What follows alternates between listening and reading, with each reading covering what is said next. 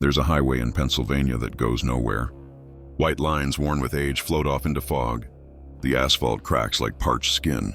Locals refer to it as the Graffiti Highway, but once it was Route 61, Centralia's main street. Now weeds sprout out of the cracks, and wispy fingers of smoke drift up from crevices in the ground. There are no birds to sing here. The wind even sounds hesitant, whispering long enough to bring the scent of sulfur before it retreats behind the trees. The tale the guidebooks tell is straightforward. An ancient coal seam ignited under the town in 1962 and has burned continuously since. But what they don't publish, what those who used to live here still won't talk about, is what else that fire awakened. It started out with good intentions. The town council wished to clean up the rubbish tip in time for Memorial Day. They torched the landfill, witnessed the fire incinerate the trash, and patted themselves on the back for a job well done.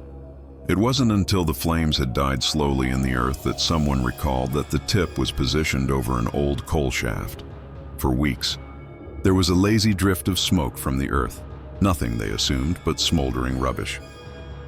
And then the heat?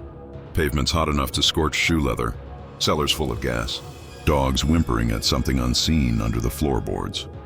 By the end of summer, the fire had stopped burning in the tip.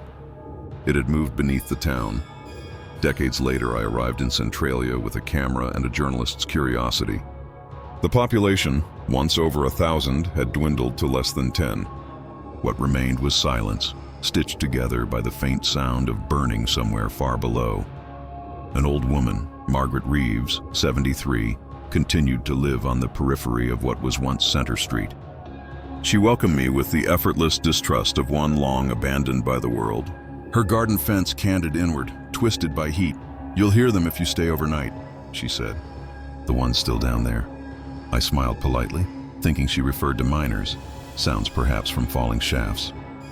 She did not smile.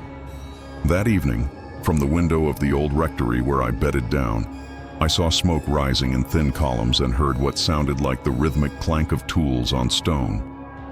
No wind, no humans.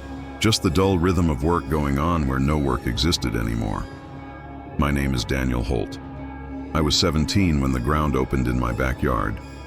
It occurred in February of 1981, shortly after the snow had melted. I recall going outside, the air having the taste of pennies burned. I stepped out and the ground opened up beneath me. I glimpsed sky for an instant, then heat, searing, suffocating heat, and I was tumbling through steam and dust. The hole engulfed me whole, like a mouth. If my cousin hadn't grabbed my wrist, I would have walked into it. Later, they said the hole was 40 feet deep and full of carbon monoxide. But that wasn't what I saw. I saw light, luminous motion, red and slow, like the pulse of veins beneath skin. And I heard voices. Not screams, working voices. Men shouting orders, picks crashing, the low drumming of something enormous breathing in the darkness. When they got me out, I was too shook up to talk. My mom attributed it to shock.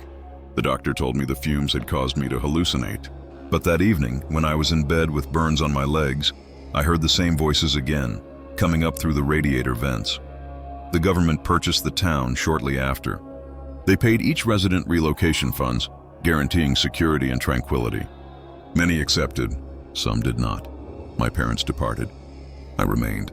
Initially, I justified it as loyalty. Someone had to care for the family house. But things were worse than that. I wanted to see what was beneath. Each week, the smoke changed with fresh scents, sulfur, oil, occasionally coppery and sweet. In the evenings, the cracks in the roads glowed softly red, and when I touched my ear to the road, I could hear soft vibrations, heartbeats, deep and well-spaced.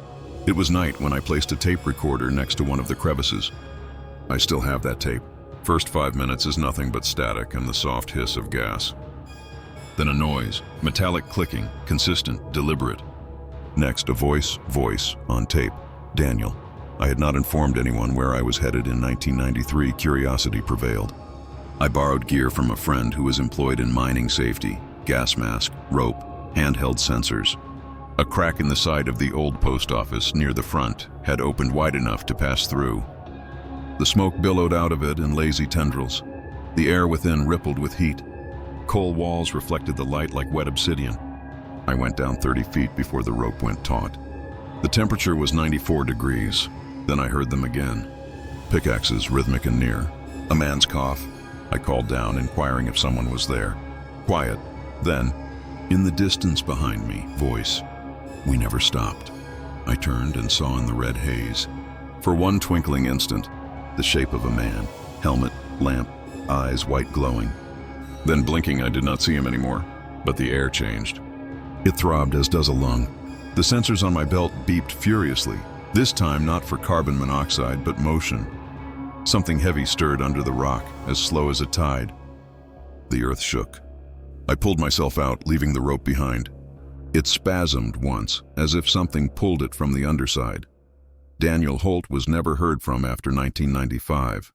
His home remains, one of the last remaining in Centralia.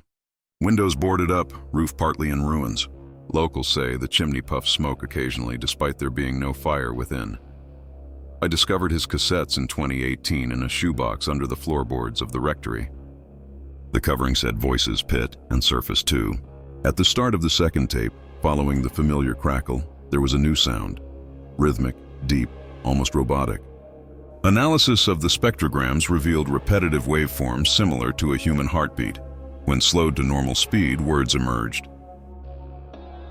The fire breathes back. That evening I dreamed about a country divided by radiant veins, light creeping beneath the surface like blood. I woke to the scent of smoke even though the closest active vent was 3 miles away. My recorder, having been placed on the desk, was warm to the touch in 2010. A team of geologists cored new sensors into the Centralia seam. Their data log, only made available to the public for 1 week before, disappearing from state records, measured underground heat, approaching 980 degrees C and seismic pulses every 30 seconds. The rhythm was not that of machinery, tremor, or natural gas movement. It corresponded to the human respiratory rate. One of the field researchers, Dr. Evelyn Carter, quit a few days later. Her notebook, anonymously leaked on the internet, had a single entry towards the end. It isn't burning coal anymore. I don't know if I'm alive. Sometimes I wake beneath the town, sometimes above it. The air tastes of ash either way. They whisper that it's feeding. The fire consumes what we cast into it. Wood, coal, men, and makes them something that can't kill. I can feel it under my skin now, the creeping heat in my veins. When I breathe, the earth responds. If someone happens upon this tape, leave it here. Don't carry it back up to the surface. The fire recalls the sound of names. Centralia now is a blemish of asphalt and wildflowers. Tourists visit for pictures, graffiti, the experience of strolling over an endless fire. The smoke is said to be safe if you don't inhale too much. At sundown, the haze becomes denser, and the sulfur smell gives way to something sweeter, metallic scented. If you let someone stop talking long enough, they may hear the distant rhythm emerging from beneath. 3 beats, a beat, 3 beats once more. Locals refer to it as the heart of the mountain. Geologists refer to it as resonance. The remaining residents refer to it as hymn. A month later, a package turned up at my London flat. No address on it. Inside, a cassette with the words, Centralia, last recording. I copied it straight away. Static, then Daniel's voice, older, calmer. Daniel, tape. You can't bury fire. You can only fuel it. It remembers every face that's gazed down and walked away. Any day now it will find the veins under your cities as well. All of that smoke has to go somewhere. In the end, under the hiss was the sound of breathing. Not a person, but many, stacked upon one another until it was one long exhale. Then silence. When I took off my headphones, the room smelled slightly of coal gas. The metal casing of the recorder was warm, nearly hot. On the screen, a single sentence where no text should have been was displayed. We never left. If you stand on the broken tarmac of the old Route 61 and listen long enough, you'll hear it too, the slow beat of something still living under the ground. Experts predict that the Centralia fire will continue burning for another 2 centuries. But fire requires air and coal and patience. When all that's depleted, whatever remains will still be gasping, and it will recall who lingered to hear.